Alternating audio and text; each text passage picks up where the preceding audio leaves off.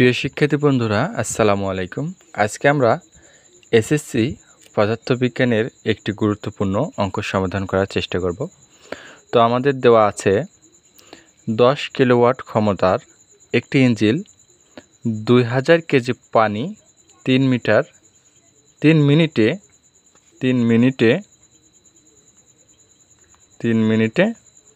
90 metre উচ্চতায় উঠাতে পারে। আমাদের গ নম্বর বলেছে ইঞ্জিনের কর্মদক্ষতা কত।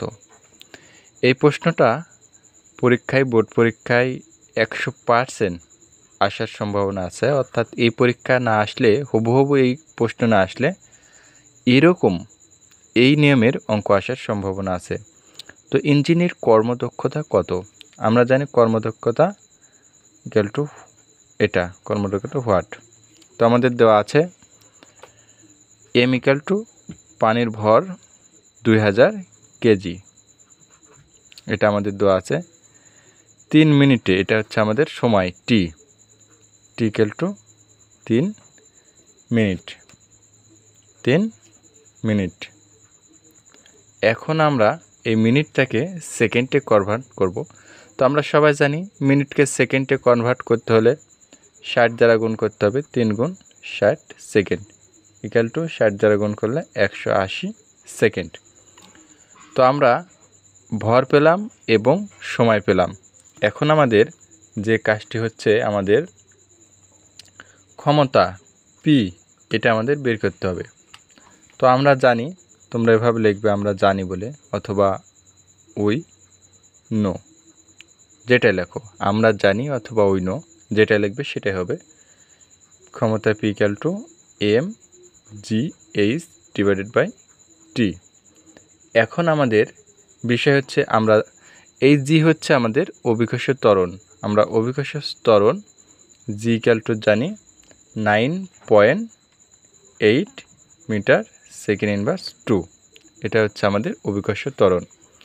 তো এখন আমরা এখানে যদি আমরা মান বসাতে চাই, তাহলে আমাদের দেওয়া আছে উচ্চতা 90 মিটার, অর্থাৎ এইচ আমাদের দেওয়া আছে এইচ ইকুয়াল টু 90 মিটার।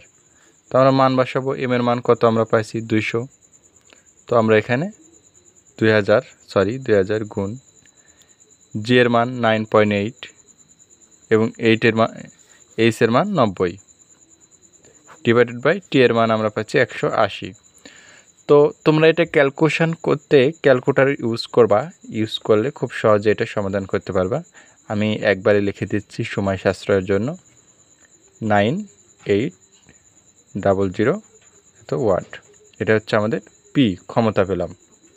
এরপরে আমাদের বলছে এটা আমরা লব্ধ কার্যকর ক্ষমতা পেলাম। এবার আমাদের প্রদত্ত ক্ষমতা পি পেলাম, সেহেতু আমরা পি ড্যাশ দিব, অথবা P1, তোমরা যেটা দিতে পারো, তোমাদের যেটা সুবিধা মনে হয়। দেওয়া আছে আমাদের প্রদত্ত ক্ষমতা 10 কিলোওয়াট। এই কিলোওয়াটটাকে আমরা এখন ওয়াটে কনভার্ট করব। তাহলে আমরা সবাই জানি কিলোওয়াটকে ওয়াটে কনভার্ট করতে 1000 দ্বারা গুণ করতে হয়। 1000 দ্বারা গুণ করে দিবে, তাহলে হচ্ছে আমাদের 10,000। সিম্পল বিষয়, 10,000 কিলোওয়াটকে ওয়াটে করলাম কনভার্ট। এখন আমাদের যে বিষয়টা হচ্ছে আমাদের কর্মদক্ষতা।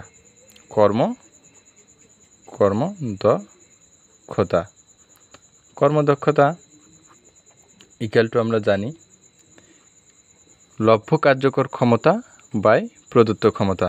তো লব্ধ কার্যকর ক্ষমতা পি বাই প্রদত্ত ক্ষমতা হচ্ছে আমাদের পি ড্যাশ। এখন এটাকে আমরা যদি 100 দ্বারা শতকরায় কনভার্ট করি, তাহলে আমাদের কর্মদক্ষতা বেরিয়ে যাবে। তাহলে আমরা পি কত পেলাম 9800 ডিভাইডেড বাই প্রদত্ত ক্ষমতা 10,000 গুণন 100। এখন আমরা এটাকে যদি ক্যালকুলেটর ইউজ করি, তাহলে আমাদের একটা মান আসবে, যে মানটি হচ্ছে 9.8%। এটা হচ্ছে আমাদের ইঞ্জিনের কর্মদক্ষতা। তো আমরা খুব সহজেই এ ধরনের অঙ্ক এভাবে সমাধান করতে পারি। পরীক্ষায় আসলে আমরা এভাবে সমাধান করব। প্রথমে মানগুলো দেওয়া আছে যেগুলো, সেগুলো লিখে নেব। লিখে নেওয়ার পরে আমরা এখানে দুইটা সূত্র ইউজ করেছি। এক নম্বর হচ্ছে লব্ধ কার্যকর ক্ষমতা এবং প্রদত্ত ক্ষমতা, এই দুটো ইউজ করে আমরা এই অঙ্কটা সমাধান করেছি। তো এভাবে আমরা খুব সহজে পরীক্ষার খাতায় লিখতে পারবো এবং ঠান্ডা মাথায় লিখলে আমাদের যদি জানা থাকে অঙ্কটা, তাহলে আমরা 2 থেকে 3 মিনিটের মধ্যে অঙ্ক সমাধান করতে পারি। তো আজকের মতো আমি শাহিন এখানে বিদায় নিচ্ছি। দেখা হবে অন্য কোনো ভিডিওতে। আসসালামু আলাইকুম।